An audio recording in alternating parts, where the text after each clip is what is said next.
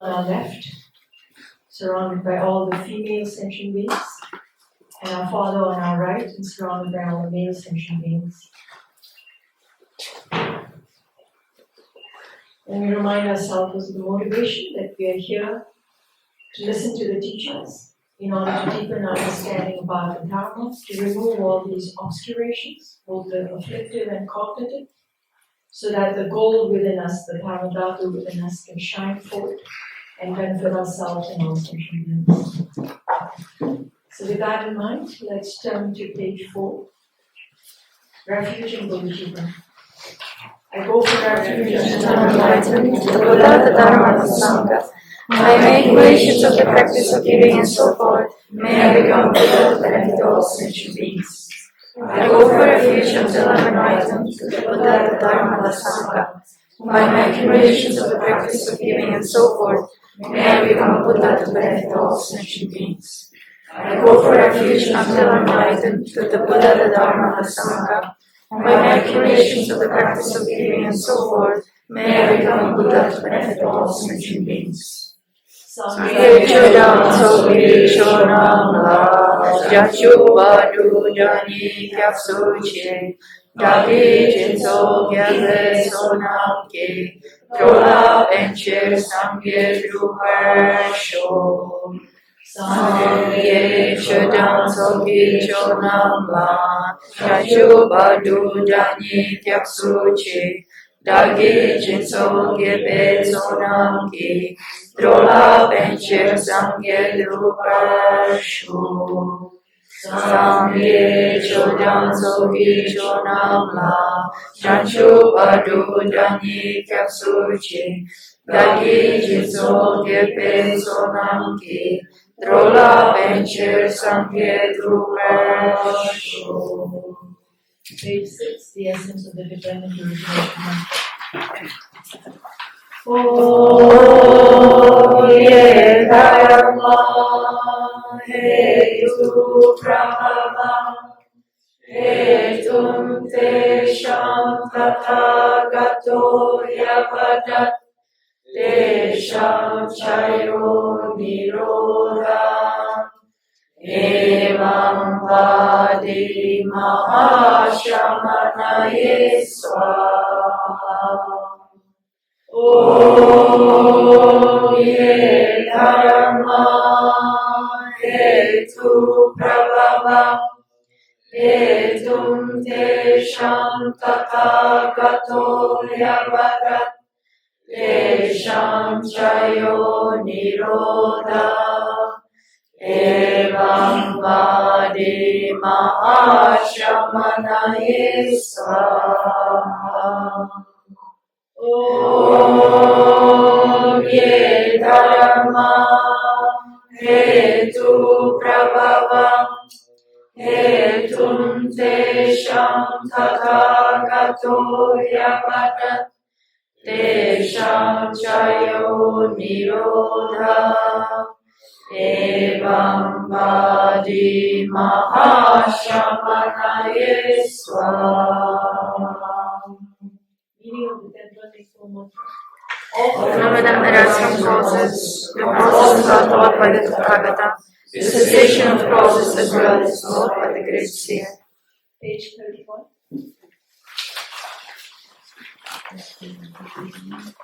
Heart Sutra mantra. Tayata Om Gate Gate Paragate Parasangate Bodhiswaha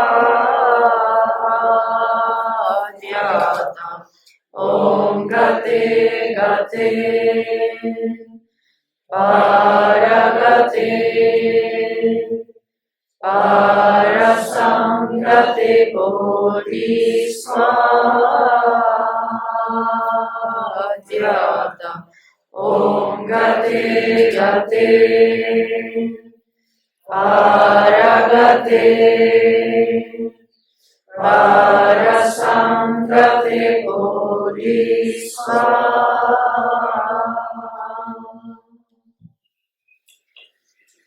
Page 41. page 141.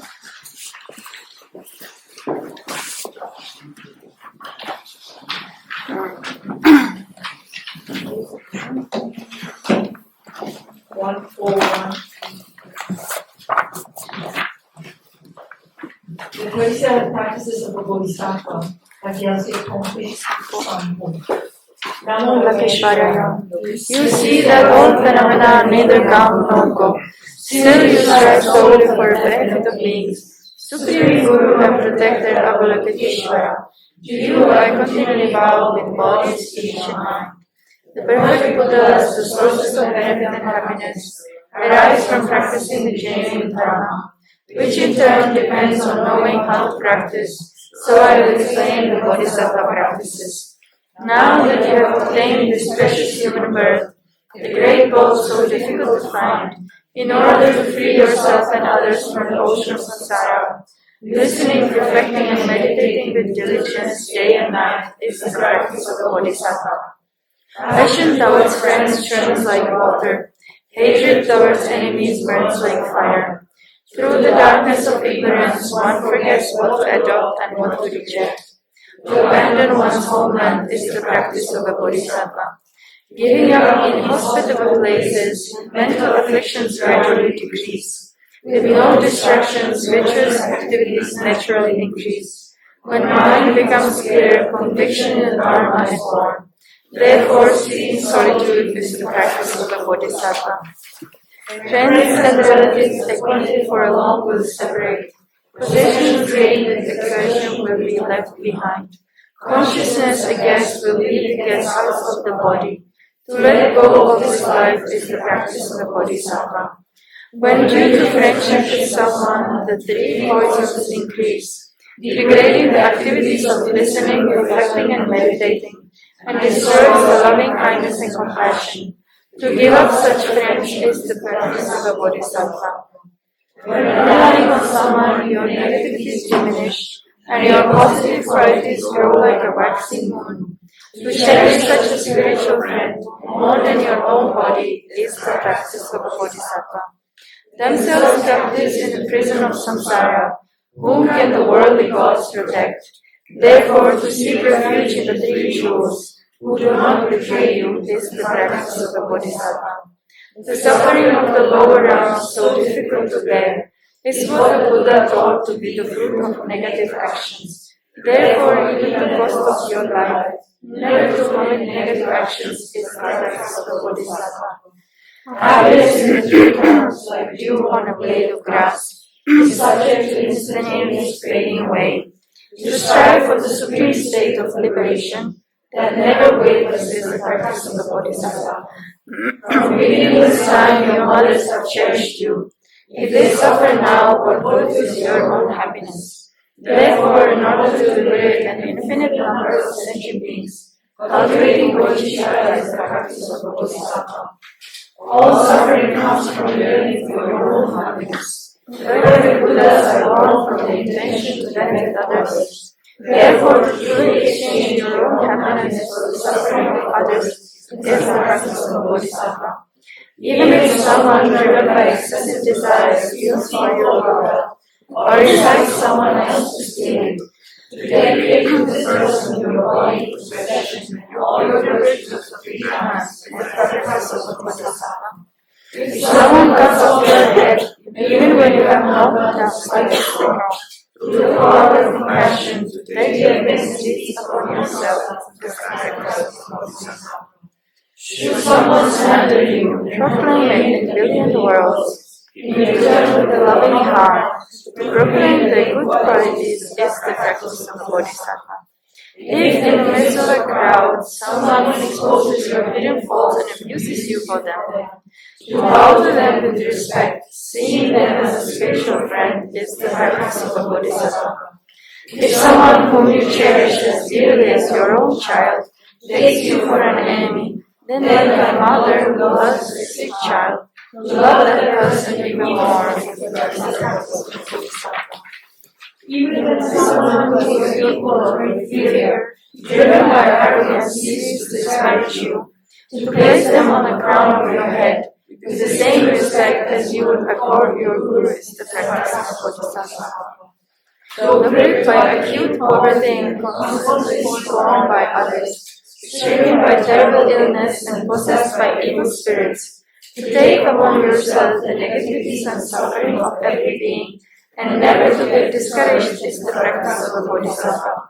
Though you may be famous and prominent, someone to whom others bow, though you amass riches like that of the god of wealth, to see that worldly splendor has no essence, and thus to be without arrogance is the practice of a bodhisattva. If you have not pacified the enemy of your own anger, combating outer opponents will only make them multiply. Therefore, with the army of loving kindness and compassion, to train your own mind is the practice of a bodhisattva. Sensual pleasures are like salt water. The more you partake of them, the more your craving will increase. Therefore, when something arouses attachment, to abandon it immediately is the practice of bodhisattva. All appearances are your own mind, and mind itself primordially transcends all mental fabrications. Knowing this and to remain free from apprehending the signs of subject in the practice of bodhisattva. When you encounter objects that please your mind, like rainbows in summer season, though they seem beautiful, not to view them as real, and to give up attachment to them is the practice of the bodhisattva. All suffering is like the death of your child in a dream. To take such delusive appearances is true. How exhausting! Therefore, whenever you encounter unpleasant circumstances, to see them as deception is the practice of bodhisattva. If those who aspire to enlightenment willingly give up their bodies, what need is there to mention material objects? Therefore, with no hope of reward or benefit, to give with generosity is the practice of bodhisattva. If lack of discipline prevents you from benefiting yourself, then your wish to benefit others is just a joke. Therefore, to observe discipline with no longing for worldly existence is the practice of a bodhisattva. For a bodhisattva who seeks a wealth of virtue, every perpetrator of harm is like a precious treasure. Therefore, without feeling irritation towards any, to cultivate patience is the practice of a bodhisattva. If Shavakas and Pratyeka Buddhas who strive for the benefit alone exert efforts as if to extinguish a fire burning on their heads, to cultivate choice effort, the wellspring of positive qualities is the practice of a bodhisattva. Special insight perfectly endowed with shamatha completely conquers all afflictions. Knowing this and cultivating meditative concentration that transcends the four formless states is the practice of bodhisattva. The practice of the first five perfections, but without wisdom, cannot achieve perfect enlightenment. Equipped with skillful means and cultivating the wisdom of non-conceptualizing three spheres is the practice of a bodhisattva. If you do not analyze your own faults, you might put on a dharmic facade while behaving the non-dharmic way. Therefore, to continually analyze your faults and then discarding them is the practice of a bodhisattva. If compelled by your own afflictions, you speak of the faults of other bodhisattvas, you yourself will degenerate. Therefore, never citing the faults of those who have entered the Mahayana path is the practice of a bodhisattva. Desire for gain and services leads to mutual ignorance, and activities of listening, reflecting, and meditating decline. Therefore, to relinquish attachment to the whole souls of friends, relatives, and benefactors is the practice of a bodhisattva. Harsh words disturb the minds of others and degenerate the bodhisattva's wonder. Therefore, to give up harsh and unpleasant speech towards others is the practice of a bodhisattva. Once you become accustomed to afflictions, they are hard to undermine with antidotes. Therefore, with remedial weapons of mindfulness and introspection, to forcefully eliminate afflictions such as attachment the moment they arise is the practice of a bodhisattva. In relief, wherever you are and whatever you do, always examine the state of your mind. Continuously working for the welfare of others is the practice of a bodhisattva. To dedicate the merit thus accumulated through these efforts towards enlightenment with the wisdom free of concepts of the three spheres, in order to eliminate the suffering of all beings. This is the practice of a Bodhisattva. By relying on the words of genuine masters, I explain the meanings taught in the sutras, tantras, and treatises, in the form of these 37 practices for Bodhisattva, to benefit those who wish to train on Bodhisattva path. Because my intelligence is less and my learning is meager, I lack linguistic skills to please the scholars. Yes, since they are based on sutras and the teaching of genuine masters, I believe these practices of a Bodhisattva are flawless. Nevertheless, since the vastness of Bodhisattva conduct is difficult to fathom, by someone like me with an inferior intellect, I pray to the genuine masters to consider with patience all my faults such as contradictions, incoherence, and so forth. By virtue of the merit gathered here, and by the power of conventional and ultimate bodhicitta, may all sentient beings become like the benefactor Avalokiteshvara, who dwells neither in the extreme of samsara, nor in that of solitary peace. Okay, thank you, and better up.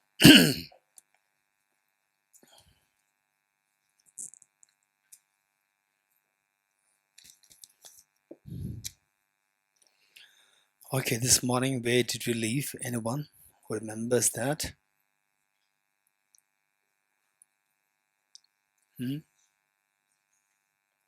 Carl? Conventional as opposed to ultimate. Okay, conventional as opposed to ultimate. Objective, subjective as opposed to objective, and what else?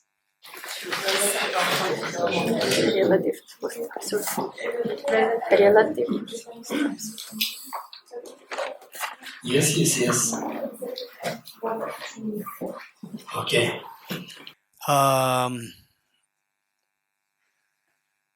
So, but we of these 5 pairs, we did only 2 pairs, and the remaining we will learn gradually. And what we suggest is that if you feel that what we're doing is something useful, then think of doing a long-term study plan. Think of a long-term plan, your studies, so that you continue to grow in your knowledge. And for example, like the medical doctors, when you see that you continue to learn, practice, study, practice, you really shine. Likewise, any discipline, like in the universities, the professors, some professors, how they talk, they don't really have to think. It's just spontaneously flowing what they teach, because they have been teaching the same subject for the last many years. And this is so likewise, these studies, and the good thing about these studies is that you study them, and then we grow, and then because that these what we are studying, what we are reflecting, what we are meditating, therefore direct the relationship with the cognitive and affective mind, and because of which your emotions are taken care of, where mental disturbance gradually subsides and your joy, happiness continues to grow. So this is incredible the benefit. So these studies, if you can continue to do that, that would be wonderful. So in short, studies, reflection, and meditation, 3 things. And some people, they think that okay, so I studied for some time, now it's time for me to practice.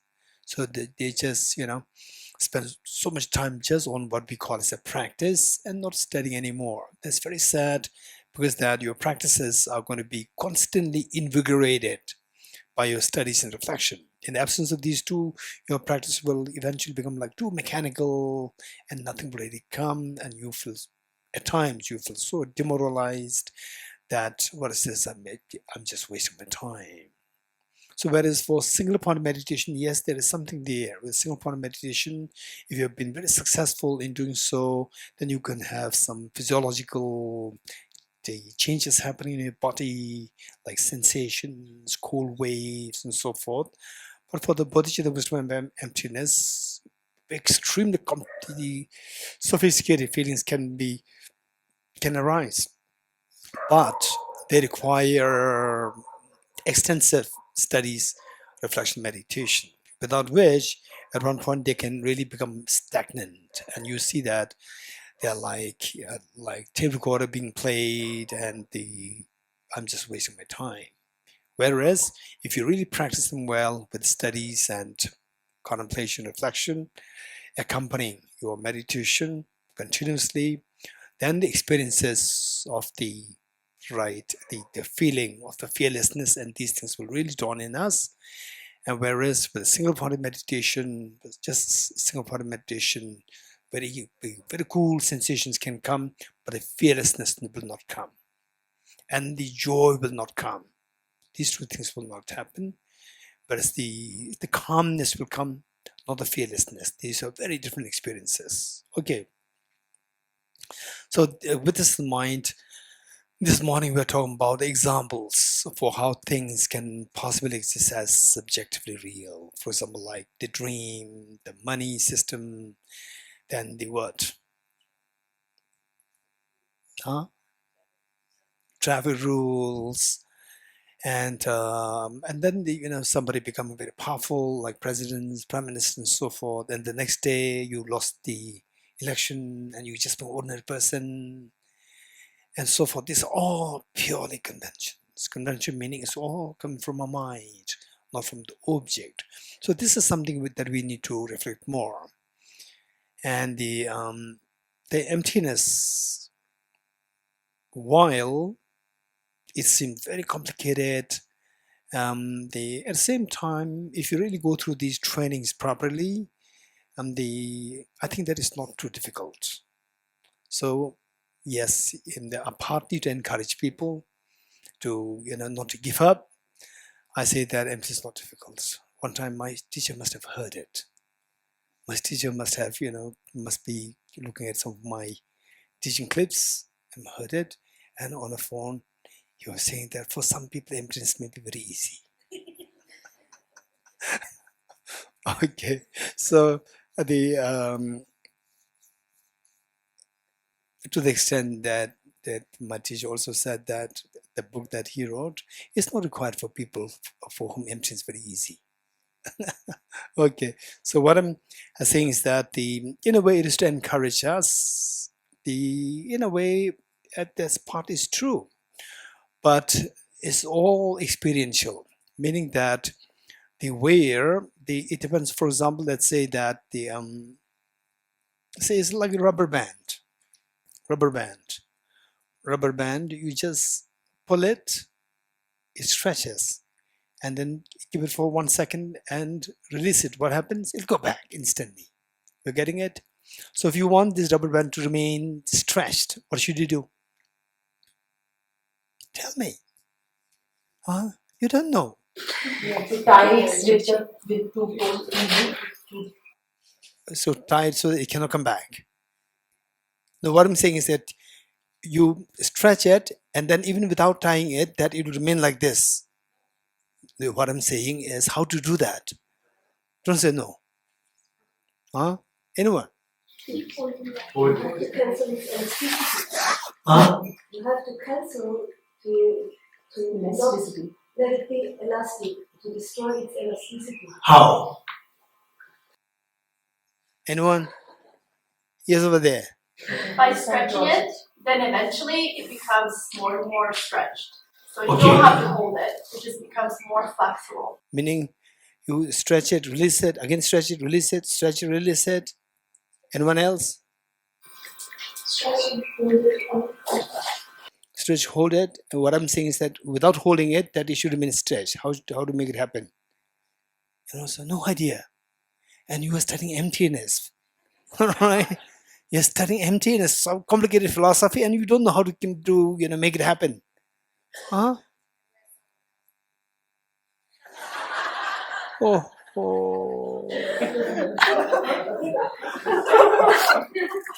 Anyone? Stretching very much in order to be more elastic. Stretch it. Not more, not like this, but like this, and release it. It'll come back. Anyone else? Tie it. Yes. We will attach it on the two. What I'm saying is that, so you stretch it and say, fine, whatever you do it in such a way that later on, without tying the two, it still remains stretched. How to make it happen? Oh, huh? This is the answer. You're getting it? Hold it for a longer period of time. Keep it stretched, not necessarily 2 years, she's joking. Keep it for extended period of time, for like half an hour, 2 hours, 3 hours, 1 day, 24 hours, then release it. It'll stay like this. You're getting it?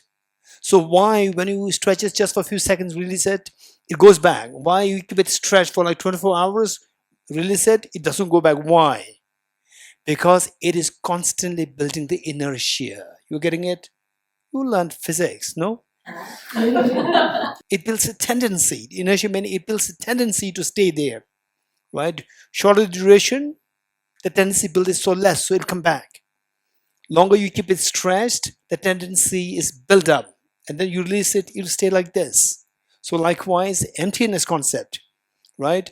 Study more, reflect more, meditate more. You are actually keeping stretched for a longer period of time. Then over time, you release it, you continuously see emptiness. You're getting it? So whereas for those people, number one, they don't study emptiness at all.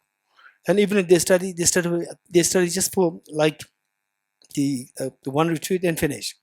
I studied emptiness. So it's like keeping it stretched for 1 second and release it, it goes back. And it'll disappear. Whatever you've learned within 1 week or 10 days will disappear within few months. And you go back to your notes, you mean who wrote notes? You're getting it? You'll be fascinated. Who must have written it's my handwriting. But I don't understand anything what I wrote there. You're getting it? This is which the rubber band has gone back. So how to make it consistent is keep it consistent for a long period of time and then release it and it becomes stable. You're getting it? Okay. So with this,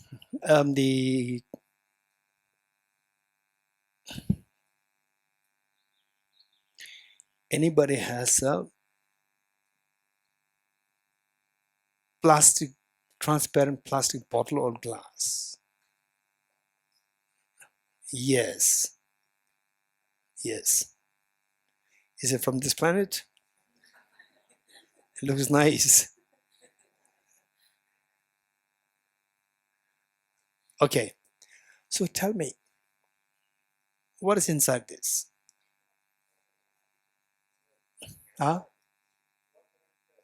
What in air? So I don't care about the air. What's inside this? So I don't think she kept it for the air. Right? She kept it for some other purpose. But we never know. She's very different. Right? Okay. So what's inside? Water. So we all say that there's water inside. And I asked the same question to the physicists. She'll give different answer, I know. Okay. So if I ask this question to physicists, they will say this is H2O. Hydrogen, electrons, protons, neutrons. Right? Okay. And which of the two answers is correct? This is water or this is H2O? Okay, chemists will say it is H2O. Whereas the physicists will say electrons, protons, neutrons. Which of the three answers is correct? Okay, raise hands over say all. Okay. So when you say that just imagine, if you're very thirsty, you look at it, you feel like drinking it. Yes? Hey. Say if you're very thirsty and you look at it, you see just a bunch of electrons, protons, and neutrons. You like to drink it?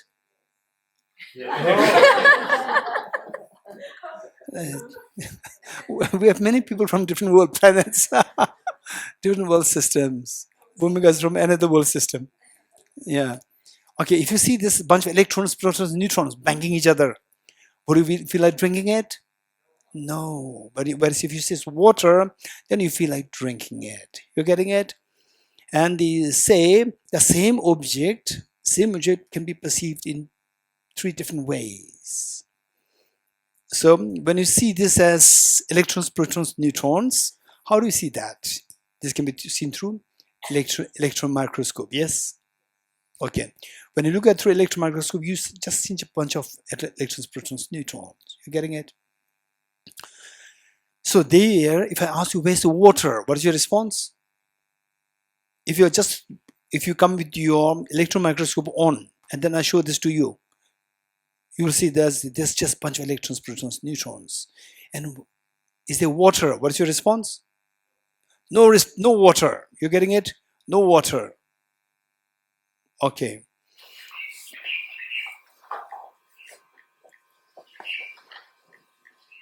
Say no water. Say the Mona Lisa painting. Mona Lisa painting. If you look at through electron microscope, will you enjoy the Mona Lisa painting? No. Huh? Right? When I say, huh? You're afraid that you may be classified as from another planet. Right? You are scared. Right? Okay, so tell me, if you look at the Mona Lisa painting through electron microscope, do you think you will enjoy the Mona Lisa painting? Why not? Huh? Pedula, why? All you see are Atoms, electrons, protons. You don't see the painting at all, right? If you want to enjoy the Mona Lisa painting, don't look at through electron microscope. You understand what I'm saying? If you want to enjoy that particular object as a Mona Lisa painting, don't look at it through electron microscope. You look at it through your common naked eyes. You're getting it? Okay. If you don't want to see the Mona Lisa painting, then you look at through electron microscope. It's fine. So the point is that looking at this painting through electron microscope, Mona Lisa painting is non-existent with respect to you. You're getting it? With respect to you. So for example, say that, okay, let's say that the how many of you like cheesecake resents? Okay, so the resents, those who cheesecake so resents, so. Okay, less number of people. Okay. If you look at cheesecake through electron microscope, do you think that you are going to have this mouth watering? Huh? No. You're getting it? Yes?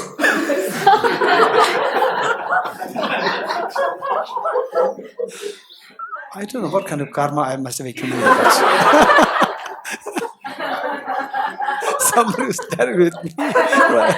Give me unexpected answers. Okay. Okay,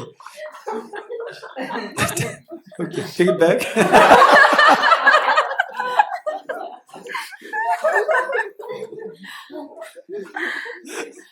Okay.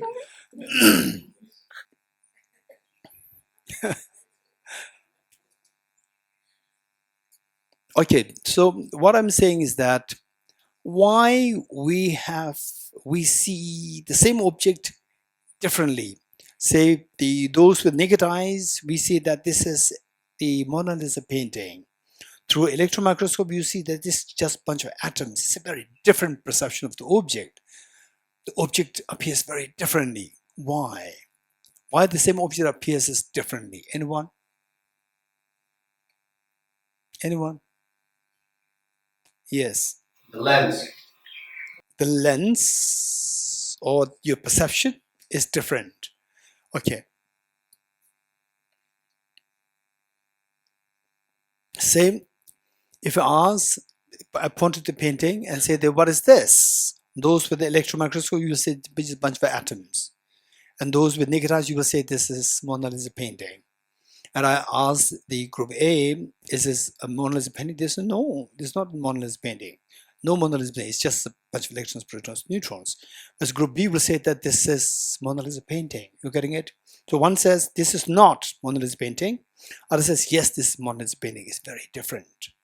You agree? Good. So once we say the what is this? Singing ball. Okay, if somebody says this is not singing ball, is correct or not correct? Somebody says this is not singing ball, is correct or not correct? Not correct. You're getting it. Same object cannot be singing ball as well as non-singing ball. You agree? You agree? Likewise, the same object cannot be Mona Lisa painting and non-Mona Lisa painting. It cannot be true. Both cannot be true at the same time. You agree? Okay, so who's correct? One says that this is Mona Lisa painting and one says this is not a Mona Lisa painting. Which is correct? Both are correct. So how can the same object be Mona Lisa painting as well as non-Mona Lisa painting?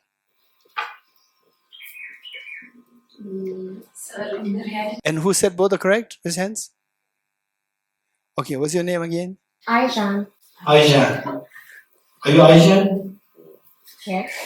You are non-Aijan? Yes. Huh?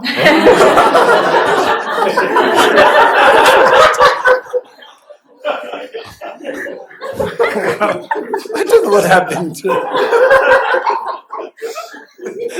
Okay, you are Aijan, non-Aijan both. Yes. Okay, that's interesting. Okay.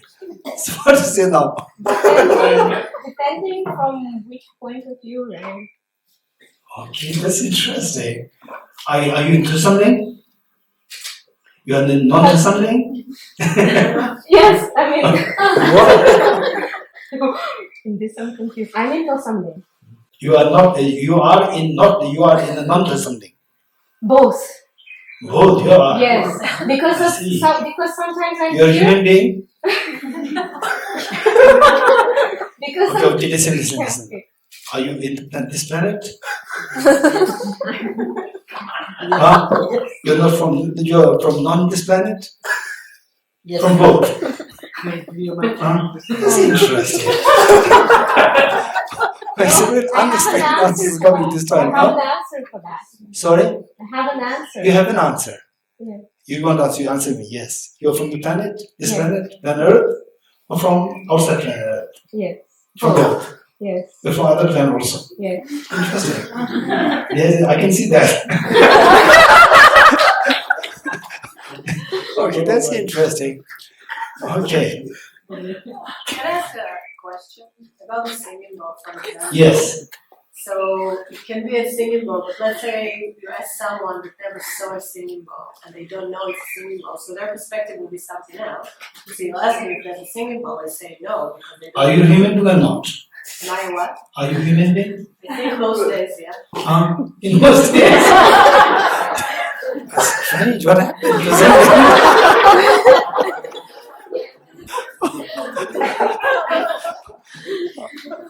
I don't know what's wrong. What's wrong with the food or something? Something's wrong. I don't know.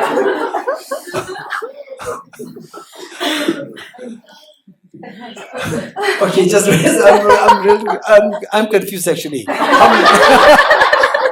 How many human beings are here? Raise hands. How many human beings are here? Raise hands. Human beings. Right, human beings. At least the last whole 18. Same. Raise hands also who have been human beings for the last minimum 18 years. Not on and off. Lethal is on and off. Right? Okay. So you're a human being. You're not a non-human being. You getting it? So why can't you be human being as well as non-human being? Anyone? Give me an answer. I'm a soul. Are you human being or not? I'm a soul. I know. Are you human being? Well, the body, yes. Well, when my soul is in this body, then yes, I'm a human. Are you human being or not? Yes, now yes. Now yes. Are you human being? So human being and non-human being at one time cannot be together both. Why not? At the same time, one time. 2 different times, yes, can be different. But at the same time, you cannot be human being as well as non-human being. Agree? No, that's what I'm saying. I'm a soul, right? No, my question is, are you a human being now? Okay. Yes.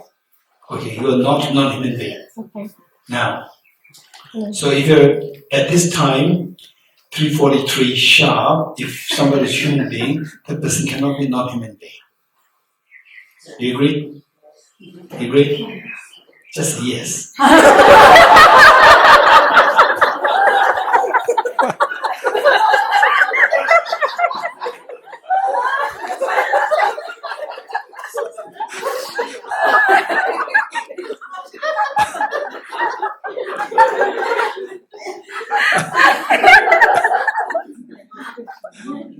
I don't know what happened. This is my third time to something, right? First two times very good. I don't know what happened. Okay. So how many agree with me that, okay, yes, this kid. I think it's for someone else, in their eyes, you can be human being and non-human being at the same time. Can you give an example? For example, I can't come up with an example right now. Are you this kid? Yes. Okay. But Are you this kid? yes. Okay, But good. for someone else, Huh? I might be something else. Like, okay. Like Like what? in this case, we are talking about human being. I might be just a bunch of atoms for somebody else, for example. You are actually. Yeah. But then, for someone else, they don't see a bunch of atoms. They see a human being. Okay. So two different things at the same time can exist. Okay. So let's say that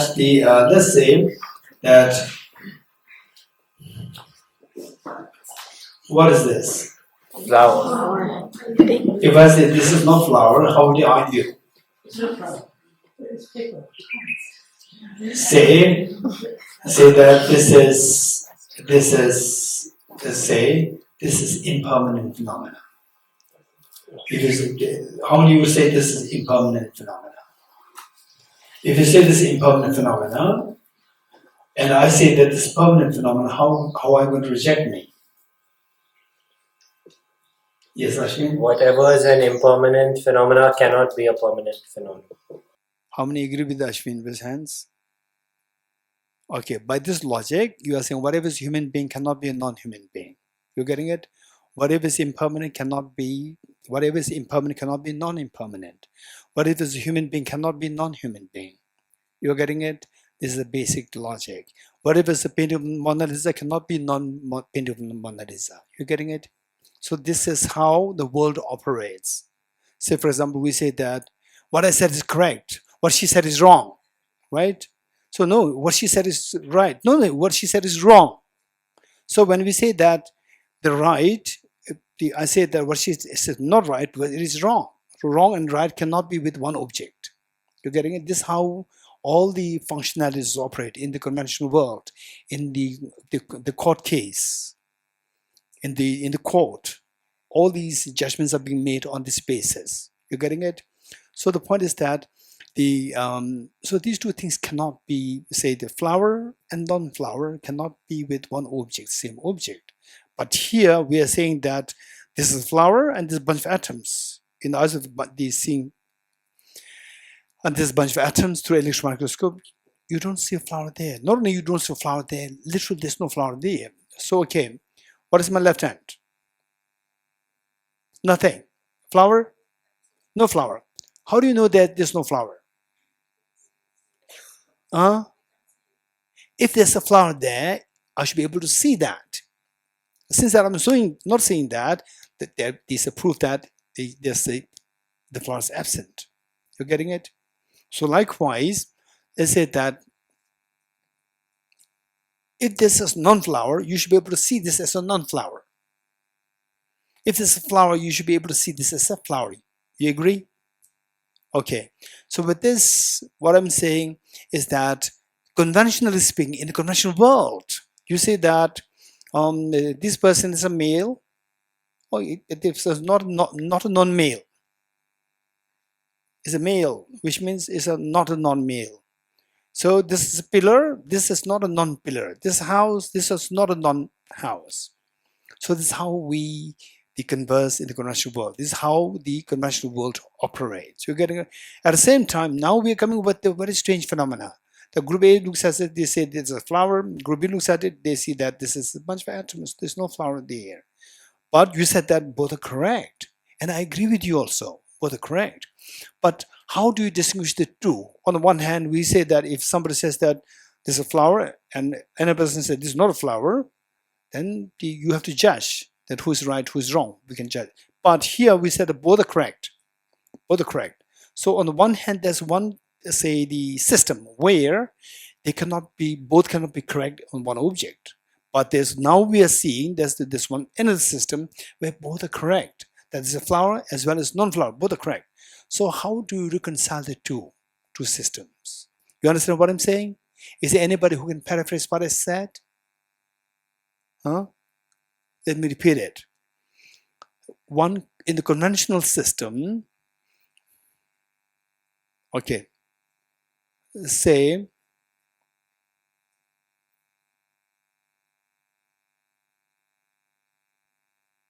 in the aeroplanes, what is the age you're allowed to drink alcohol, wine? What's the age? 21? Okay, let's say 21. 21. So, on the aeroplane, you ask for a drink. And how old are you? I'm both 21 and not 21. Right? Is it correct, not correct? They will say that you're crazy. You're getting it? I'm 21, you're from different planet. I'm 21 and non-21 both. Right? All of you are laughing. Why? Because there's inconsistency there. To say that I'm 21 as well as non-21. You're getting it? There's inconsistency there. Whereas, okay, is there anybody who is okay, this girl, your name? Rigzin. How old are you? 18. Are you sure?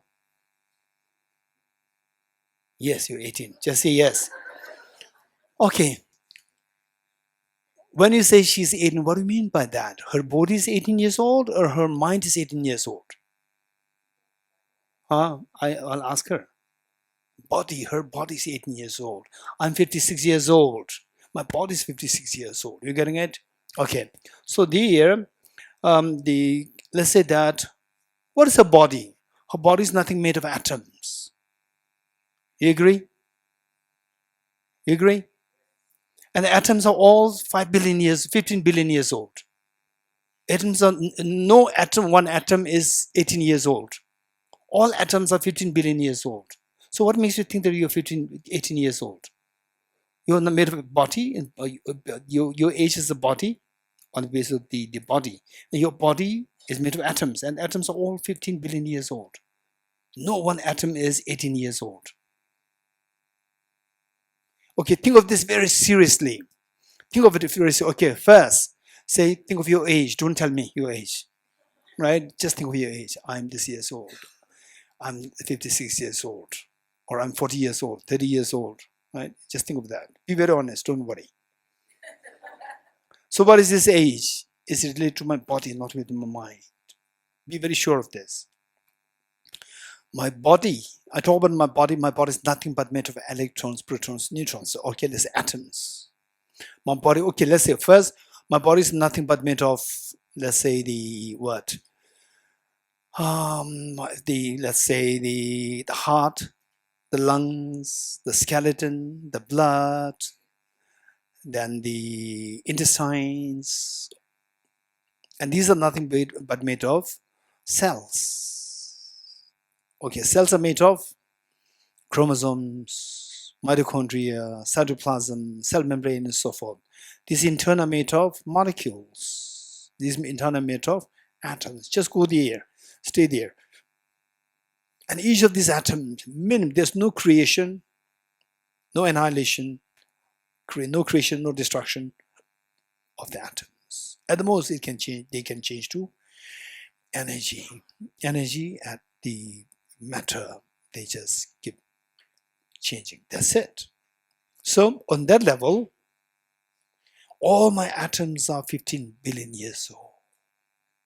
Now tell yourself, where is this person who identified as 56 years old? Where is this person who identified as 18 years old, 20 years old, 30 years old, 40 years old, 50 years old, 60 years old, 70 years old, and so forth?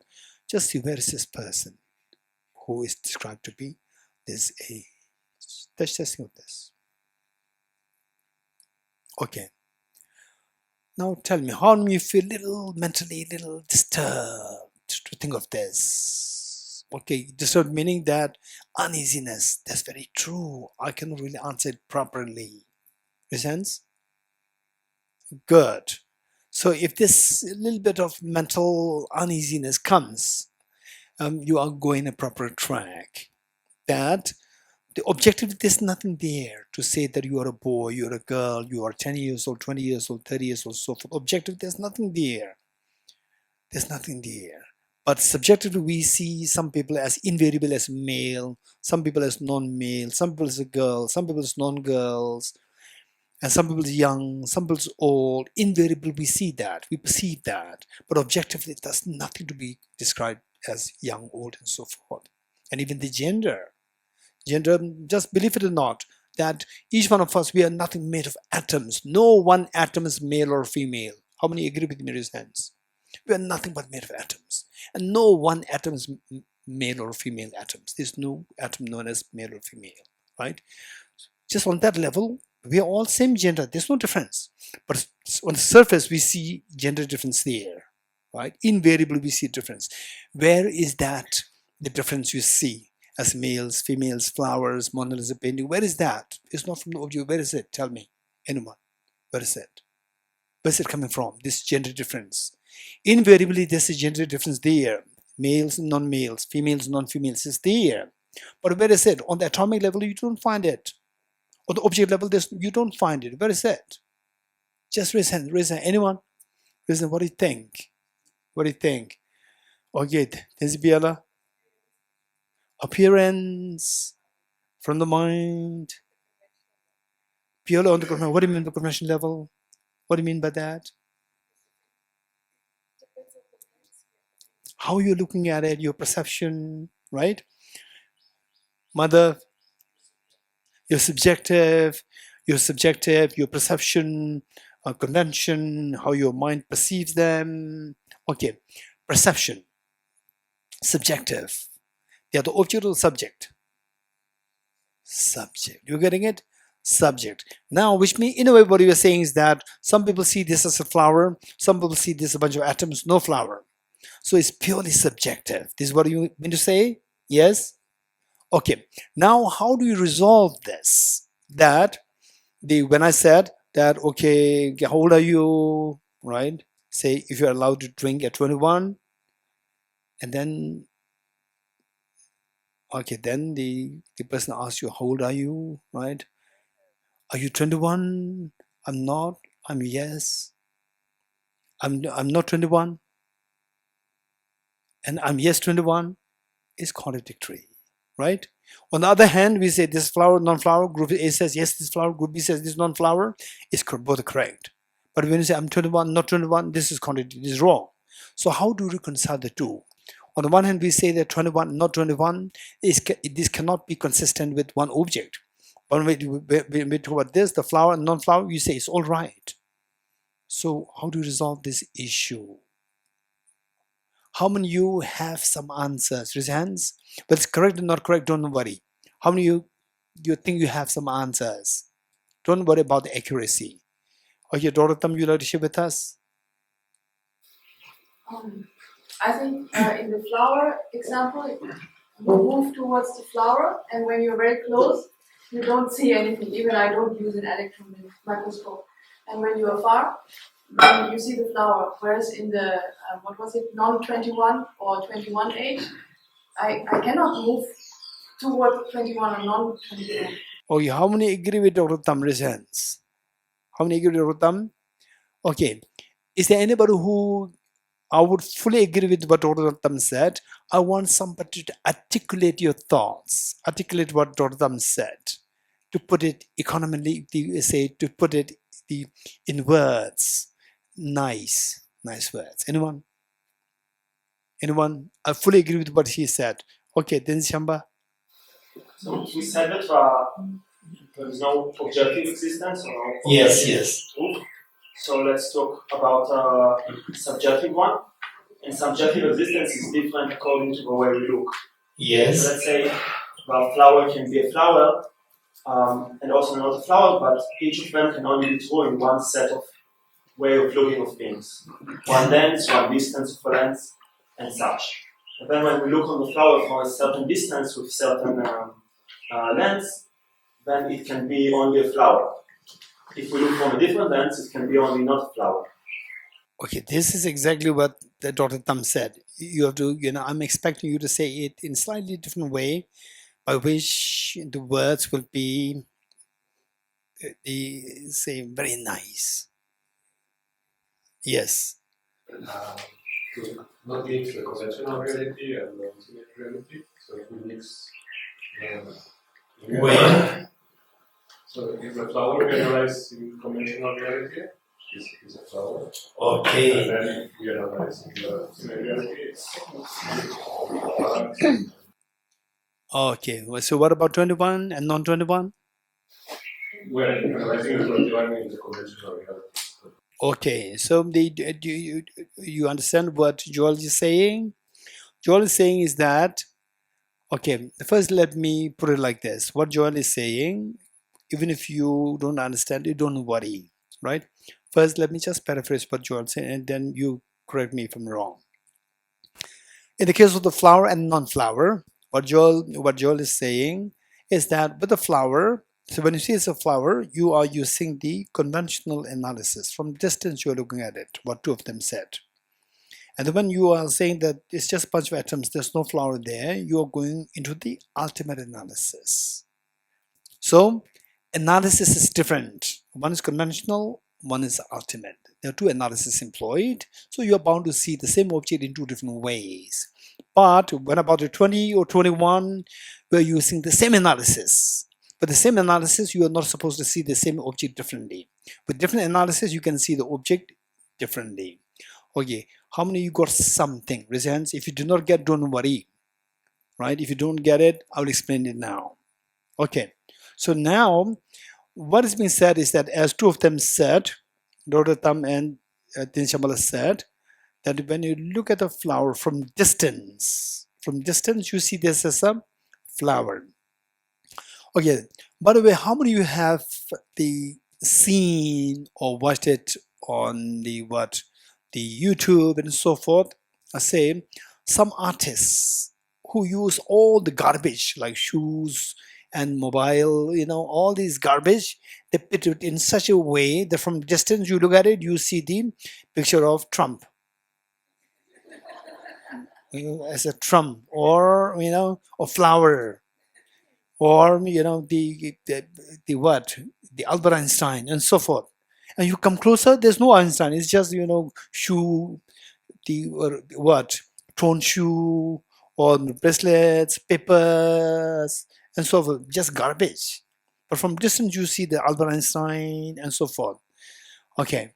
Say how many have seen such things? Seen, or at least in the video essence? Good, you have seen that. Now, from distance you see Albert Einstein. Close by you just see garbage. There's no Einstein there. So what you saw as Einstein, where is it? Is it on the garbage, or is it where? Where's that? And anybody who looks at it from that distance, you see Albert Einstein. It's not that you are hallucinating, right? Anybody who looks at it from there, you see as Albert Einstein. Close by, nobody will see Albert Einstein. They just see garbage there. So where is that Albert Einstein that everybody sees from that particular distance? Where is it? Coming from the mind. Coming from the mind. Anyone? It's there. It's there on the garbage. Yeah. When you look at a distance, it's there. But when you look at Close by? You really close, it's not there. So this is what I'm saying. This is what I'm saying. Is it on the object? Is it on the object? It's not on the object. Where is it then? In your eyes? Subject is not perception. So everybody has to come to you to see? Then? Because it's in your mind. I'm saying according to my perception. If I am at a distance, like I can see this, yeah, it's an image of this other instant. And if I go closer, it's not there because it's just like the atom that you explained. Like if you look at closer, it's not there, but Where is this Albert Einstein that you are saying? This is my question. Is it on the garbage or is it in mind? If it's on the mind, then everybody should look for the Albert Einstein to her. Right? It's crazy. Huh?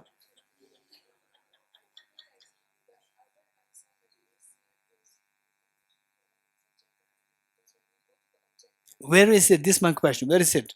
On the garbage? Huh? It's not on the garbage. Where is it? In your mind. So everybody has to come to see you. Then it is there. It's not there. from afar you can see the, like we can see Albert Einstein, but when you go to the place, Okay, what this girl is asking, you're telling me, is that don't ask me where it is. It is there.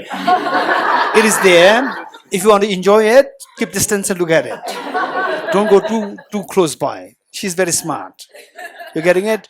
Don't go too close by. So this is what Joel is saying as conventional analysis. Want to enjoy this garbage as a Einstein?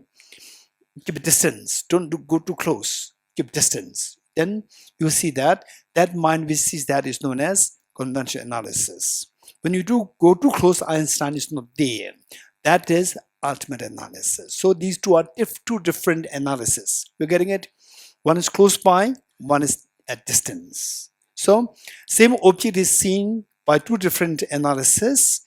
You are bound to see two different things. There's no contradiction there. Whereas the same object seen with one analysis, you are not supposed to see two different things. If you're seeing two different things, for sure one is wrong.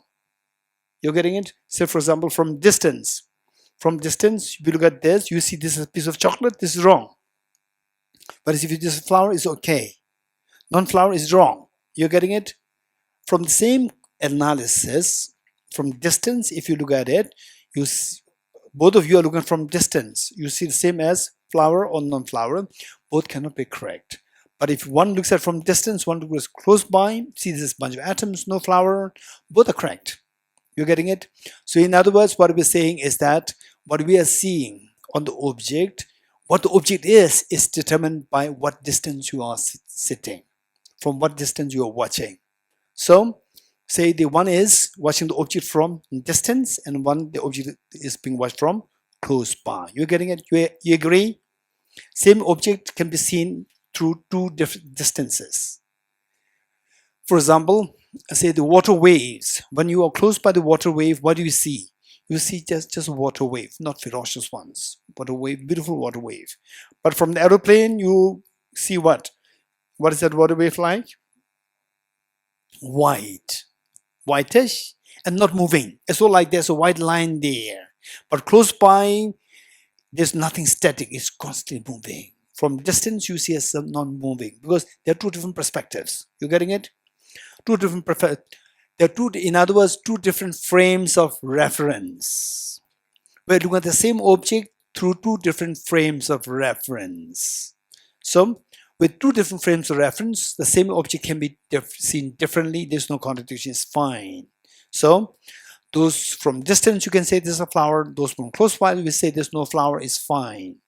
But if you look at from the same distance, you decide this is a flower, this is not flower. It's not permissible. You're getting it? How many got it? Resents. Okay, good. So now, what we're learning is that so now if I ask you, what is this? Say group A, you look at through your naked eyes. Group B, you look at through electron microscope. What is this? Group A, group B, no flower, bunch of atoms, right? Bunch of atoms, no flower. Okay, So which of the two is looking at this more closely? Group A, Group B? Group B is looking at this more closely. So the analysis of the mind which looks at the object closely is known as ultimate analysis. We have to learn these technical terms. And later on, you have to also learn why. Why, if you look at things closely, you call it ultimate analysis. Why, if you look at things from distance, you call it conventional analysis. Why? That we have to analyze later. You're getting it? And if I don't touch on this object, this topic, later on you have to remind me. Okay. The mind which looks at the same object close by, that mind is known as conventional analysis. The mind which looks at the same object from distance is known as ultimate analysis. You got it? Okay. The mind which looks at from distance is known as conventional analysis. The mind which looks at the object from close by is known as ultimate analysis. At least say the vocabularies, you have learned it, even if you don't understand why. Don't worry. Now what you have for sure that you understood is that when you look at the same object from two different the perspectives, object can be seen as two different things. You agree? Good. Okay. So now the in a way, what you're saying is that this is flower. Whether this is a flower or not, it depends on how you perceive it. Yes. Let me repeat it. What is this? This is a flower or not flower is determined by how you perceive it, from distance or from close by. You agree? Okay. Now to say that whether it's a flower or not, if it is dependent on the perception. Perception is subject of the object. Perception subject of the object. Subject. Okay. Now remove all the perceptions. Remove all the perceptions. Close perception, distance perception. Remove all the perceptions. I'm interested in what is this object. I said remove both the conventional analysis and ultimate analysis. Remove both. What is this? Flower makes sense only with respect to conventional analysis. I said remove the conventional analysis. What is this? Patterns. Petals. Even the petal is seen. Okay, my question is flower or non-flower? Petal, again, we have to move next. Conventional analysis of the petals, ultimate analysis of the petals. You're getting it? Object is the flower or non-flower? This is our discussion. Okay, so by removing the two analyses, what is this? Flower or non-flower? Hey. So the Joel is saying not. What is not? Okay, not a flower. I'm not asking what is this not. I ask what is this. Right? Asking something wrong with your ears. I ask what is this. I do not ask what is this not. Yes, Madhav. There's no mind perceiving it. This is not a question. What is this? There's no mind perceiving it. No, I'm not asking whether there's mind perceiving. This is not my question. But you said that you remove both now. Remove all the perceptions, because what you said is that, so what is this is determined by the perception. Remove all the perceptions. I want to know what is the object. Nothing is there. Yes. Then object, there's no object there. Object is there. What is that object? Something. Right? Let's call it something then. So next time I ask where is something? Right? Right? Then everything becomes something. You also become something. Right? So reason also becomes something. So if I say, hey, where is something? Bring it, brings it. Right? This also becomes something. Yes.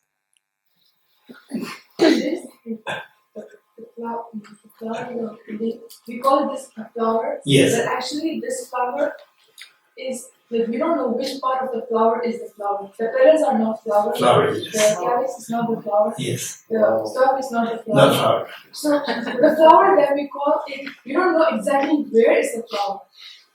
So what's the question? What is the question?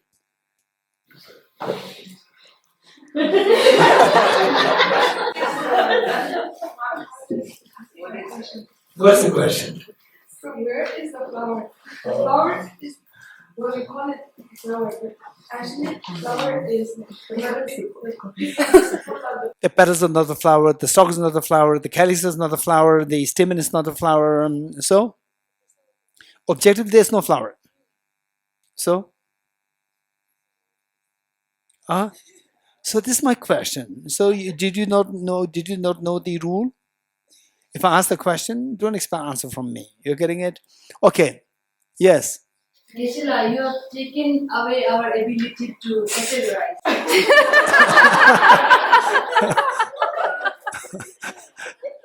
Okay. So what this kid is saying that I have taken away your what is that facility to know this, right? What? Ability to categorize. Yes, I've taken away your ability to know this, right? But there's something there, we don't know what it is. There's something there. Is your answer? I can only look at it through conventional versus ultimate level, but since you have taken it away, now I'm left with nothing. I don't know how to look at it now. So, what is there? Emptiness.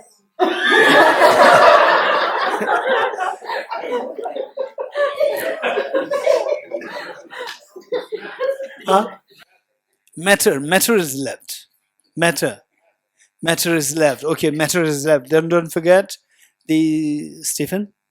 Stephen's answer is matter is left there. Something is left there. Matter is left there. Over there. It's a shape. It's a shape. Shape. The shape of something. Conventionally, Okay, shape of something. Shape of something is seen by conventional analysis or ultimate analysis. conventional analysis will read about No, the shape of the something is seen by conventional analysis or ultimate analysis. ultimate analysis, if I understand, and then it has a potential to be everything. Okay, no, this is not my question. My question is, what is this? You said the shape of something. That shape of a something is known by ultimate analysis or conventional analysis. Conventional analysis. I said remove the conventional analysis. So what is this? Anyone? Okay. Yes, Lisa. There's a form there. Form is seen by ultimate conventional analysis. So not form and not emptiness. Okay, so there's no form. There's form. Is form? No, is this form? If it's form, it should be seen by conventional analysis. But I said remove the conventional analysis. Not form. What's not form? Seen by what? Conventional analysis or ultimate analysis? Conventional analysis. Remove conventional analysis. What is this? Okay, Tomer, the Tinshamala. If we say empty, like nothing, it's also a problem because we need somehow to. Tell this girl.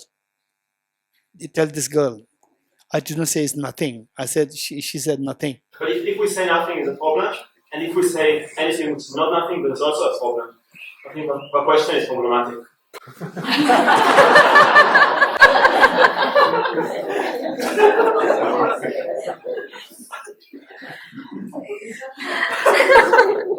How many of you would say what Tin Shambhala said, that or what not said? Joel and what Lisa said, that okay, this cannot be described as a flower. This cannot be described as a non-flower also. You agree? Okay, that is, although you may not really wow, it's not flower, it's not non-flower, it's not flower, also not non-flower, right? So there, although you may not feel a sense of wow, but still this is the only answer possible, right?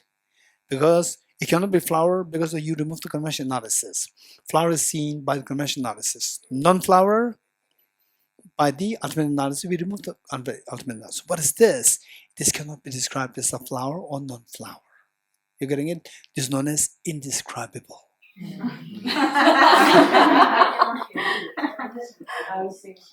You're getting it? This is extremely profound. Arya Nagarjuna taught It is not produced from the self, not produced from the non-self, not produced from both, no non-caused. You're getting it? No randomly. It is known as tetralema, rejection of the tetralema. So this is known as, it cannot be described as, oh no, nothing's there. You cannot describe it as nothing, as Nishamba said.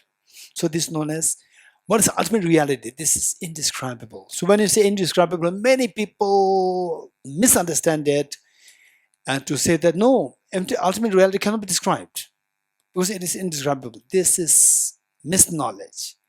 When you say indescribable, object is indescribable, and then our inability to describe it, these two are different. Okay? We describe it as indescribable. It's not that we cannot describe it. You can describe it as indescribable. So object is indescribable versus our inability to describe it. These two are different. Many people confuse the two. Because of this, they say there's no point of studying because ultimately you are studying what? Ultimate reality cannot be studied. It's indescribable. You cannot describe it. This is the misknowledge because they confuse with the two. Indescribable as the object with our inability to describe, the subject's inability to describe, and the object in the form of indescribable nature. These two are very different. They confuse the two. And they think that, they cite some sutras and say that, what is this, all these studies, Nagarjuna, Chandrakirti, what is this? This is a waste of time. With the studies, you will never get the ultimate reality. This is total misinformation, wrong information. You're getting it? Okay. So with this, what we learned thus far, if you're getting lost, don't worry. Thus far, what we learn is that the same object can be seen from two different perspectives, from distance and from close by. You agreed with hands? You happy with this? Good. Now, the technical terms that we're going to learn is that same object when look at from the mind which looks at the same object from distance is known as conventional analysis. Know this much. The mind which sees the same object close by is known as ultimate analysis. So the mind in general, the mind can be classified into two groups. What are they? Conventional analysis and ultimate analysis. If this much you've understood it, how many of you understood this much? Good. Now I'm going to add one more. Say, what is this object? Given that we know that there are two analyses. Analysis which see the same object from distance, known as conventional analysis. Object seen by the conventional analysis is known as conventional truth. Let me repeat it, two truths now. Object seen by the conventional analysis is known as conventional truth. Object seen by the ultimate analysis is known as the ultimate truth. You're getting it? Okay, so what is this object? Ultimate truth or conventional truth? Huh? Okay, what am I saying? This is both.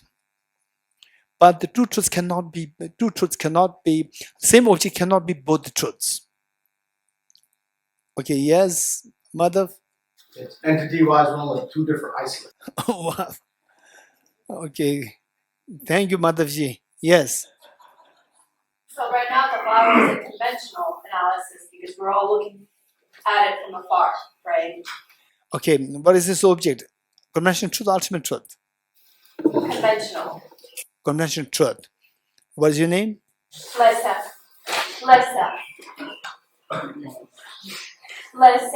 Lesia. Lesa or Lesia? Lesia. Okay. So what Lesia is saying is that when I ask this question to you, what is this? Conventional ultimate truth, you are actually using the conventional analysis. So therefore, the object seen by the conventional analysis should be conventional truth. This is conventional truth. So her answer is very good. You're getting it? Okay. Now, if I ask group B, looking at through electron microscope, there is what you see, no flower. No flower. Is this flower or no flower? Huh? If I ask you, group A, you will say that no, this is flower, right? But group B says that there's no flower. So no flower with respect to ultimate analysis. You're getting it? Don't say this is no flower. You say this is no flower with respect to ultimate analysis. No flower with respect to ultimate analysis is known as ultimate truth. You're getting it? No flower with respect to ultimate analysis is known as ultimate truth of the flower. You're getting it? Okay, seems you are very tired.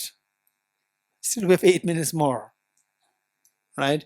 Okay, say the group A, what is this?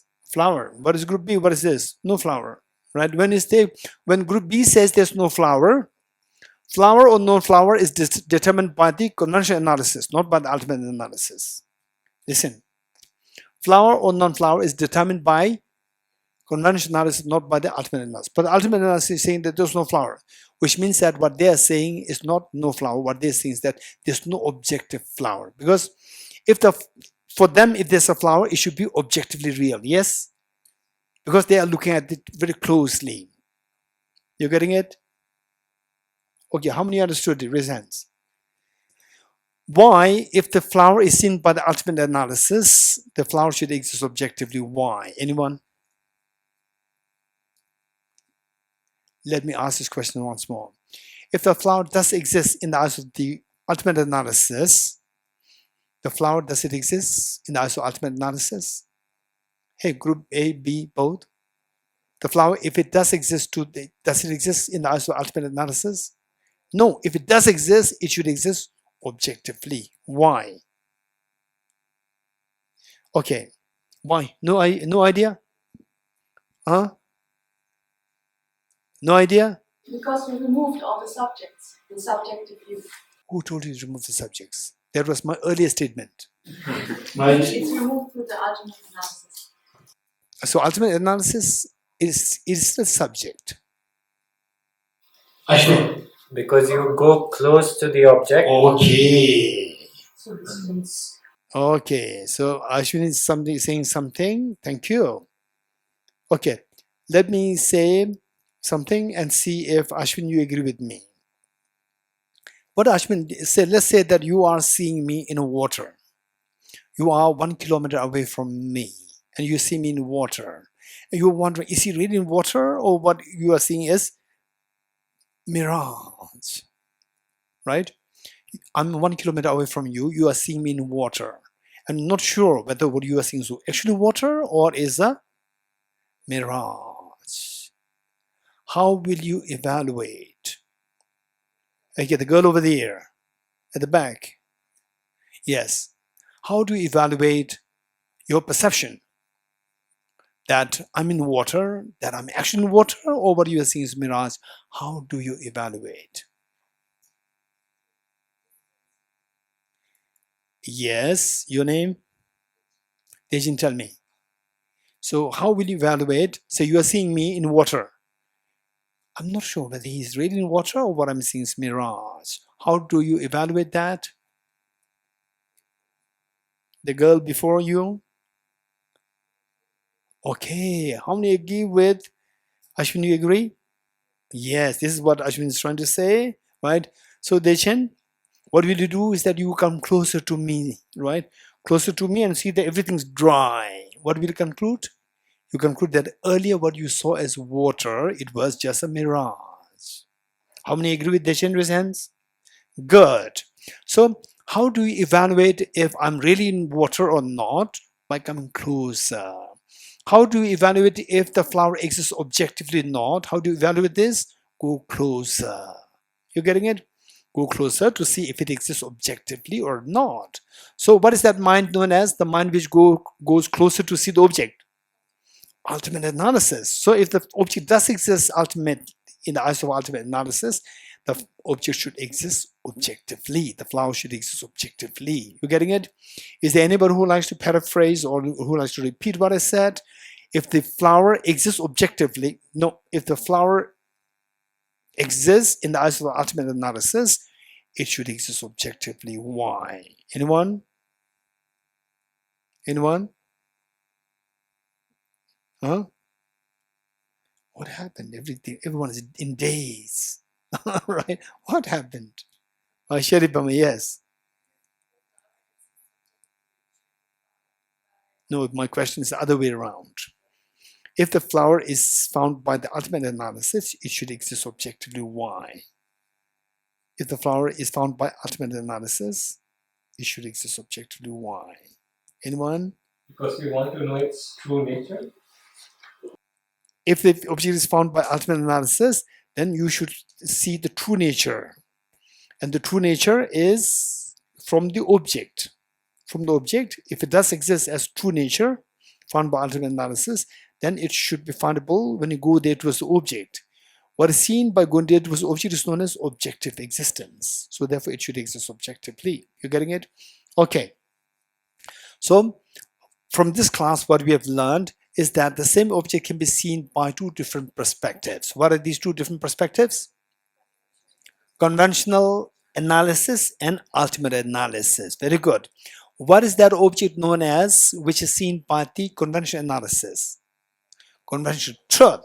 What is that object known as the known which is seen by the ultimate analysis? Ultimate truth. So the same object can be seen by the two analysis. Group A, conventional analysis. Group B, ultimate analysis. Group A, what do you see? Flower. So the flower is conventional truth. Group B, what do you see? No flower. No flower with respect to ultimate analysis. No flower with respect to ultimate analysis is equivalent to no objective flower. So no objective flower is the ultimate truth of the flower. You're getting it? So the same object has two truths. Group A says this is flower. Group A says this is non-flower. Non-flower means no objective flower. You're getting it? Same object can be seen in two different ways. So in Heart Sutra, which we read this morning, we said form is empty. Group A sees this as a form. Group B sees this as empty of form. You getting it? Okay, what is the next line? Emptiness is a form. What group B sees as empty? There's no flower. Flower is empty. I asked group A, what says that? It's not empty, it's flower. Emptiness is what group B sees as empty is what group A sees as form. Emptiness is form. You're getting it? Okay, so the two things, what group A sees as a form, what group B sees as emptiness, are these two same object or two different objects? Same object. So what group A sees as form is nothing different from what group B sees as emptiness. Form is not other than emptiness. What is next line? Emptiness is not other than form. What group B sees as emptiness is not different from what group A sees as a form. Emptiness is not different from the form. You get it? This is the meaning of Heart Sutra. Okay. With this, what is the benefit? The benefit is that what group A sees as a form is actually empty. Form is empty. Empty is objective existence. When you see that this says form is empty, this is talking about the ultimate truth. Form is empty of objective existence. First line is the presenting ultimate truth. Second line, emptiness is the form. What group B sees as emptiness is actually what group A sees as a form, which is conventional truth. Conventional truth. You getting it? First line is ultimate truth. Second line is conventional truth. And the third and fourth lines, these two are the same nature. How the two truths are the same entity, different isolates. How the two truths are same entity, different isolates. Okay, so this part, same entity, different isolates. How many you are lost? Raise hands. How many you are a little confused? Raise hands. Okay, how many you are not confused? Raise hands. Same entity, different isolates. Okay, so if you're a little confused, don't worry. This is what we have to study separately. Entity-wise, one different, isolate-wise different. But who's going to remind me? Raise hands. Who's going to remind me? Raise hands. Nobody going to remind me. Huh? Okay, you know this concept, right? You already studied it. Okay, anybody else who did not know this and who would like to remind me? No, so you have to remind someday. I'm not specifying when. I simply want somebody to remind me. No one wants to remind me? Okay, two of you don't know this concept? Do you know the concept? You don't know the concept. I understood what you explained. Perfect, perfect. So you want to remind me? Good. Okay, so how many? The two. Two of you are going to remind me. Okay, good. What are you going to remind me? What I'm going to remind me?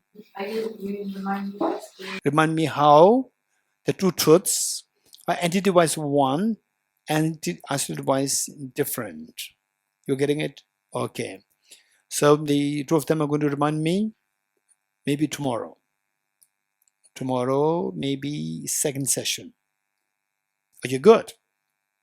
So, now the benefit, when you see the form is empty, all our, okay, you remember? Ceasing of karmas and afflictions is nirvana. Karmas and afflictions arise from conceptualization of the inappropriate attention, which in turn arises from elaboration of self-grasping ignorance, and the elaboration ceases through the wisdom of emptiness. You getting it? 5 points. What are the 5 points?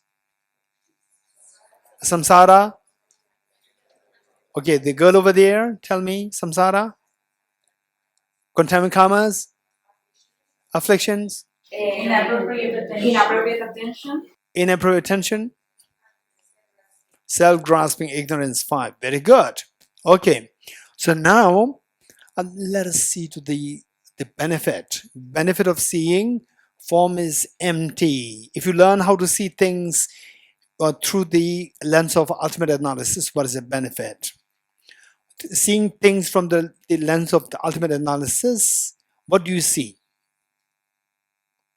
When you look at things from ultimate analysis, what do you see? You see the emptiness, or you see the ultimate truth. You're getting it? You see the emptiness of objective reality. So what's the benefit of seeing the emptiness of objective reality? So if you go back to what we studied earlier, samsara given rise to contaminated karmas, which in turn are given rise to afflictions, and afflictions are given rise to inappropriate attention, exaggerating the qualities of the object, which in turn are given rise to the self-grasping ignorance, which views things as objectively real. So how to stop seeing things as objectively real? With the example of the dream, you have to wake up. You're getting it? You have to wake up. So waking up is to see things as subjectively real. Subjectively real means, when you see things subjectively real means, is the another way of saying Ashwin is better. Ashwin is more fresh. Maybe she's young. He's young. Just tell me what? When we say something is subjectively real, is another way of saying, hey, Ashwin. Empty of objective existence. That things are empty of objective reality. You're getting it? So when you say that I see things as subjectively real, and it is another way of saying that I see things as empty of objective reality. This is another way of saying that you are waking up from the sleep of ignorance. When you wake up from the sleep of ignorance, then seeing the dream mobile as real will stop. Yes? Yes? Then seeing the dream mobile as iPhone 15 Pro Max stops. From this, then attachment to the mobile stops. Not attachment to the mobile, attachment to the dream mobile stops. Then fighting over the dream mobile stops. Then going to the dream jail stops. Your misery stops. You're getting it? So this is the benefit of seeing form is empty. Empty of what? Empty of objective existence. Okay. Say, do you agree with me that like 1,000 years ago or 2,000 years ago, the Arctic Circle, if you can build if you can stack, just imagine on the iceberg, they were extremely steady icebergs 2,000 years ago. No global warming. You agree? Very steady icebergs. So on this you can build houses if you can build houses. But with the global warming, what happens? Iceberg starts to melt. You're getting it? So iceberg is the foundation for all what you have stacked on top of that. So with 5 points, what is the foundation? Self-grasping ignorance. This is like the iceberg. Then on top of this, you stack the inappropriate attention. On top of this, you stack the afflictions. On top of this, you stack the contaminant karmas. Then you stacked suffering. All these are stacked on the foundation of self-grasping ignorance. When the iceberg of self-grasping ignorance melts, everything stacked on top crumbles down. You're getting it? Your misery stops. This is the benefit of seeing the emptiness. Form is empty. You're getting it? What's the benefit of the second one? What's the second one? Emptiness is form. Meaning that what is empty of objective reality, there's a subjective real form. You're getting it? Subjective meaning dependent. Subjective as opposed to objective. Dependent as opposed to independent. Objective has the connotation of something which is independent. Subjective has the connotation of dependency. So when you see that something is the subjective, we see that things are dependent. When you say things are dependent, then sense of independence starts. All our problems are because of sensing ourselves as independent entities. Family quarrels, international wars. This is all because of feeling that we are independent. You're getting it? So with the COVID, just look at the COVID-19. With the COVID-19, almost all the countries in the world, they come together. They come to request for each other, help each other. Because they know that we are, they say if your country is infected by virus, COVID, then it can anytime attack us. If we have the virus, anytime we can attack you. There's no freedom. You're getting it? Say for example, some countries, they try to restrict them so much. Restricted them, the economy dips down. You're getting it? So they have to open up. When they open up, they invite COVID-19, right? So it's so heavily dependent. We come to know that during the COVID time. Because of this, whole world is almost like coming together, helping each other. You're getting it? Helping each other. They know the dependency. When we see things as well as we're independent, then wars happen, altercations happen, fights happen in the family, in the community, in the world. All these fights happen when you see things as independent real. What does it mean by seeing things as independent real? Seeing things as objectively real. You're getting it? So therefore, they say the seeing things as independent real is seeing things as objective real. What's observed that? Seeing things as subjective real is seeing things as conventionally real, not ultimately real. So seeing things as subjective real is synonymous with seeing things as dependently real, dependent. When you see things as emptiness is form, you are seeing things as subjective real, you are seeing things as dependently real. So you see dependent origination.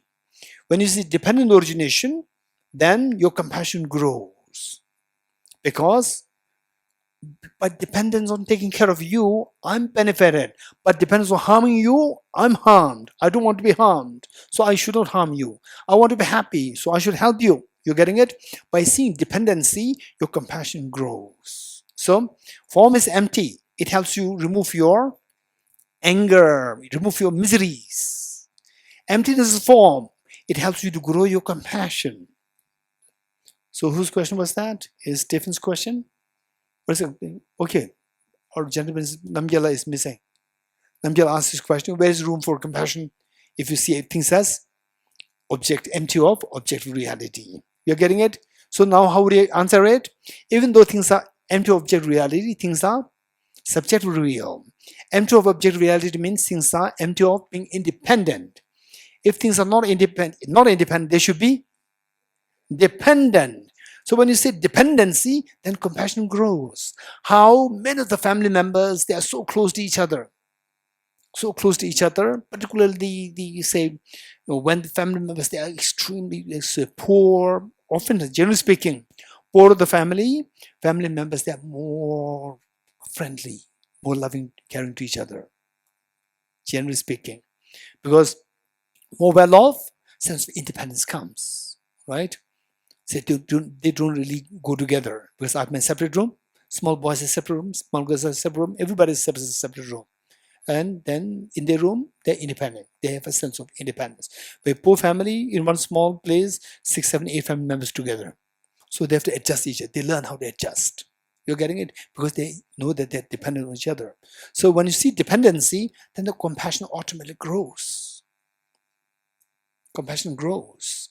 So therefore, seeing emptiness, instead of the compassion disappearing, it triggers compassion. It gives rise to compassion even more. Okay, we stop here. Deyata Om Gate Gate Paragate Parasamgate Bodhisvatyata Om Gate Gate Paragate Samgate Bodhisvatyata Om Gate Gate Paragate Parasamgate Bodhisvaha. Okay, how many of you mentally felt a little tired? Raise hands. Yes, I understand it, right? Mental tired, don't worry. That's amazing, right? So why did you feel tired? Because it's a cognitive process, cognitive thought process. So one time, okay, relax now. Chill out, right? Okay, chill out a little bit. Okay, listen, chill out and listen. One time, I must be aged 26 or 27. And in a monastery in South India. And close to the monastery is about, I think about like maybe 2 hours, I'm not too sure. 2 hours. Anybody who has idea of Belgaum? Belgaum? How far from Mungot? 3 hours? Okay, let's say 3 hours. And in Belgaum there was, I don't know about today, there was the army canton. What do you call it? Cantonment. Army cantonment, which means the group of Ladakhi soldiers there. And then I think they were celebrating Ladakhi New Year. And through some of the contact, one of their relations is a monk in my monastery, and whose teacher is also my teacher. And they requested my teacher to come to please grace the Ladakhi New Year in the cantonment. And my teacher, he's not really too happy to go out like this. And on top of that, then they need to be a translator to translate from Tibetan to Ladakhi or to English. And then he asked me to go to grace to give some talk. And I went there, and all the soldiers, they are so busy, of course, they have no time. And there was one soldier who was given the responsibility to take care of the small Buddhist temple. Because all the soldiers in this cantonment, they are Buddhists.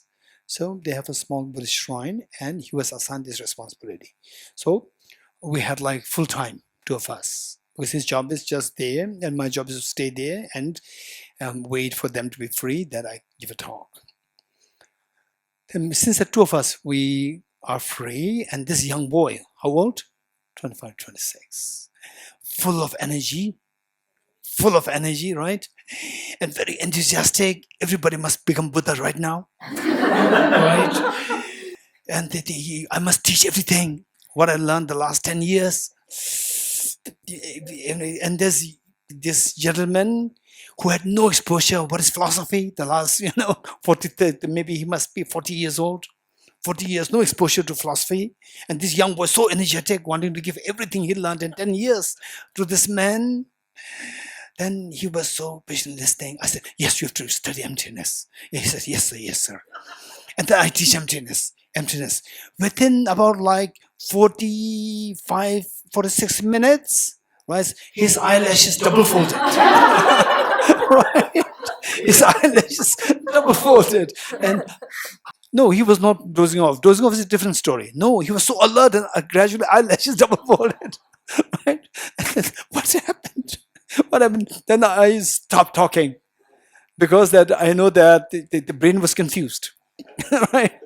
But these, how the brain works, it never happened before. All these last 40 years, it never happened like this. Suddenly the brain started to work very differently, and brain was confused. So the brain sent wrong messages to the eyelashes.